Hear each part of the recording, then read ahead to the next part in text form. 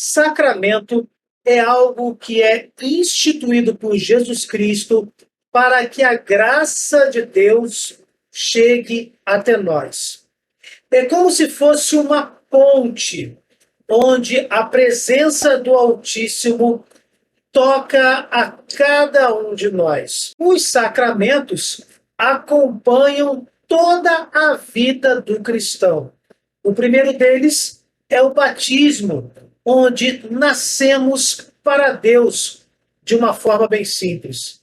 Depois nós temos a Eucaristia, onde nos alimentamos do pão do céu para a caminhada. Com a maturidade cristã, vem a confirmação da fé cristã através do sacramento da confirmação. Nos momentos em que precisamos ser curados, temos o sacramento da confissão e a unção dos enfermos. Temos também os sacramentos de serviço, que são o do matrimônio e o da ordenação dos diáconos, padres e bispos. O sacramento da ordem. Sabemos que todos nós vamos partir desta vida. E após a morte vem o juízo particular. Neste juízo particular, ficaremos diante do magistrado, o justo juiz, nosso Senhor Jesus Cristo. Ele nos iluminará e saberemos ali, neste juízo particular, se iremos para o inferno, para o purgatório ou para o céu. Quando falamos Santa Morte, significa dizer que partiremos desta vida de mãos dadas com Jesus Cristo. Iremos para o purgatório, porque do purgatório só podemos chegar ao céu, ou iremos diretamente para o reino da Santíssima Trindade. Só poderemos adentrar ao reino de Deus se tivermos como fundamento de nossas vidas nosso Senhor Jesus Cristo. Mas precisamos sempre vigiar. Eu acabei de citar os 7 sacramentos e citei 2 sacramentos de cura, o da confissão e o da unção dos enfermos. Para que eu adentre ao céu, eu preciso não ter nenhum pecado. E através da confissão, eu posso ter os meus pecados perdoados, tanto veniais quanto principalmente os mortais. Porque, assim como o próprio sacramento da confissão, todos os outros 6 sacramentos estão banhados no sangue do Cordeiro, aquele sangue derramado na cruz por nosso querido Senhor Jesus. No caso da confissão, quando eu me arrependo dos pecados e me aproximo do Padre e confesso as minhas mazelas, eu tenho esses pecados perdoados não pelos meus próprios méritos, mas pelo sangue derramado na cruz pelo homem Deus. De forma semelhante, acontece com a unção dos enfermos. Um católico não deve jamais se esquecer de pedir a unção dos enfermos no caso de uma doença grave. Vejamos o que diz um dos principais textos bíblicos sobre este sacramento de cura. Alguém entre vós está triste? Reze. Está alegre? Cante. Está alguém enfermo? Chame os sacerdotes da igreja, e estes façam oração sobre ele, ungindo com óleo em nome do Senhor. De forma bem simples, está aqui registrado na carta de Tiago, o sacramento da unção dos enfermos. Mas quais são seus efeitos? A oração da fé salvará o enfermo e o Senhor o restabelecerá. Se ele cometeu pecados, lhe serão perdoados. Sim, este sacramento, banhado no sangue de nosso Salvador, pode curar fisicamente um cristão, pode curar uma pessoa que pede a administração deste sacramento por um sacerdote da Igreja Católica. Mas, evidentemente, a cura física pode acontecer conforme a vontade do Senhor. Sabemos que a cura física nem sempre acontece, porque a vontade de Deus é diferente da nossa.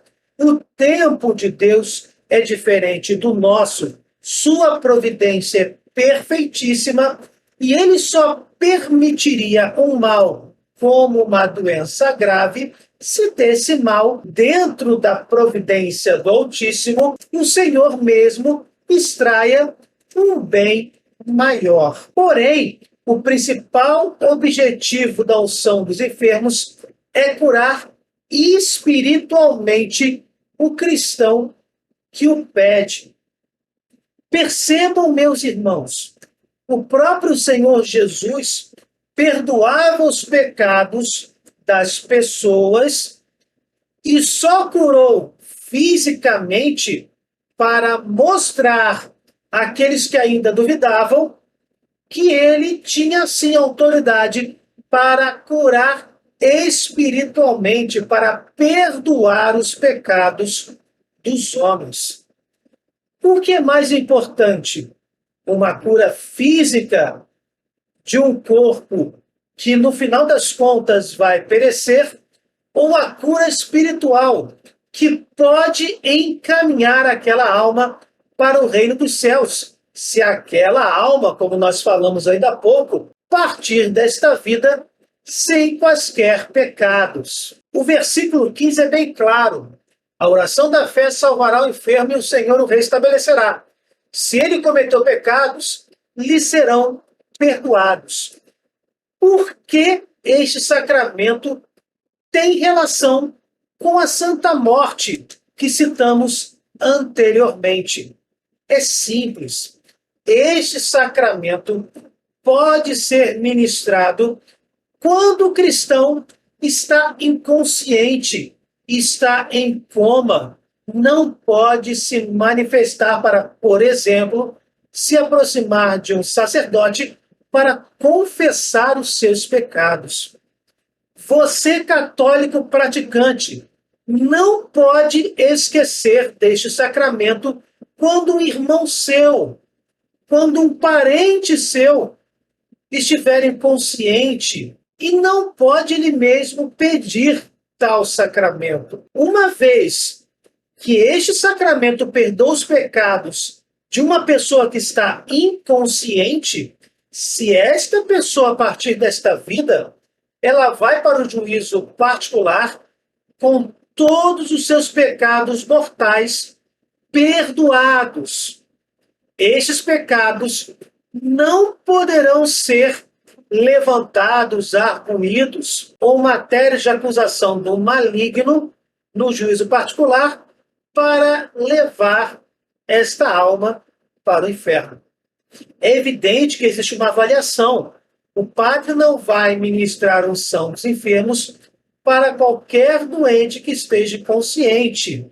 Não. De uma forma bem simples, a principal questão que deve ser respondida é: se este homem, se esta mulher, se esta pessoa que está aí acamada, doente, se esta pessoa estivesse consciente, ela teria a fé cristã de pedir o sacramento da unção dos enfermos, se obviamente ela tivesse noção da existência deste sacramento?